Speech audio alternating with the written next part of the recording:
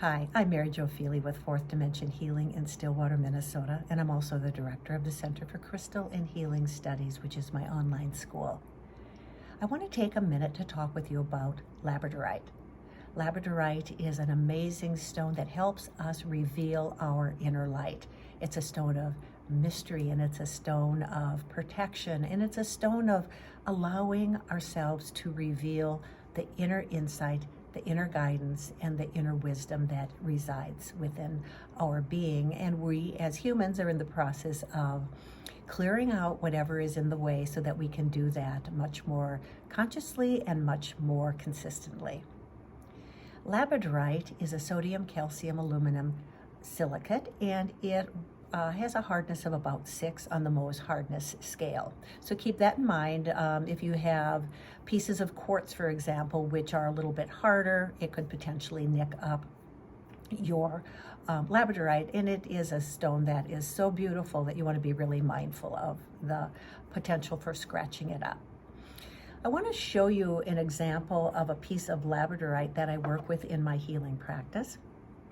So you can see that here, for example, often you're going to find Labradorite in grays and some perhaps silvers, some darker colors, and yet there is an inner iridescence that shows through. And it's this inner iridescence in working with Labradorite for healing that reminds us that we have our own inner light that we are in the process of shining forth. Labradorite connects up and interconnects with the 6th and 7th chakras, those brow and crown chakras. So we are working with those chakras that are associated with the wind element, and Labradorite works and resonates with the wind element as well. If you're not familiar with the system of elements that I work with, take a look at some of my other videos and you'll be able to see more information about that. I wanted to show you a couple pieces that I have available as examples through my online shop. So here would be an example of a piece of tumbled Labradorite. Labradorite is a wonderful stone to work with when we meditate. It's a wonderful stone to work with when we're taking a nap or when we're sleeping, because that allows the stone and its properties to engage with our energy field during a time when we are shifting into a different state of consciousness. And this is where a lot of our healing work takes place first, in more of those subtle realms, those energetic realms, some of those different levels of consciousness that we are not typically connected with while we are walking around and alert. And over time, those learnings and those gleanings and those healings shift into a much more conscious state. So working with tumbled stones is just a really great way to connect with the properties of Labradorite. Here is an example of a heart-shaped piece of Labradorite.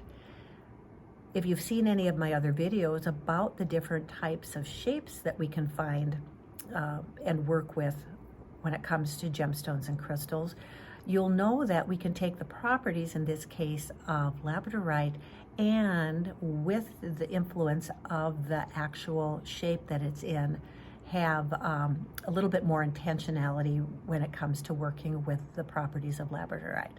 So here we would have that mystery, that revelation type of inner light experience being drawn forth with the overarching sense of compassion because of the heart-shaped piece.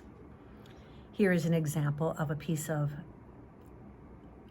Labradorite that's been shaped into a palm stone. You can, I think, see a good representation of the iridescent qualities that emerge from within it. So again, holding this during meditation, resting with it, perhaps placing it on or around your head. It could be that you're going to work with this as a center stone in a grid. It could be that you want to have it next to you, or maybe in your pocket or holding in your hand while you're having a conversation that's important for you to have clarity and speak from a place of inner truth and inner wisdom and inner light.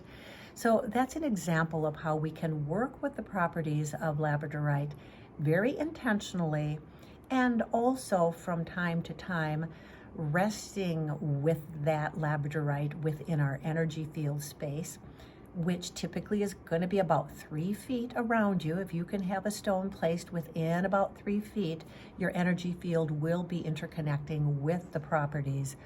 So that can always be a good reminder. We don't have to have a stone in our hand to be working with it. It can simply be sitting next to us. If we set the intention that that's why it's there, it's going to be able to help influence our healing. So take a look at my online shop. If you have any questions about labradorite that I carry, or any other gemstones or crystals for that matter, please let me know. I really am very interested in helping you to learn how to effectively work with gemstones and crystals to support body, mind, spirit healing. For now, I simply offer you many blessings. Be well.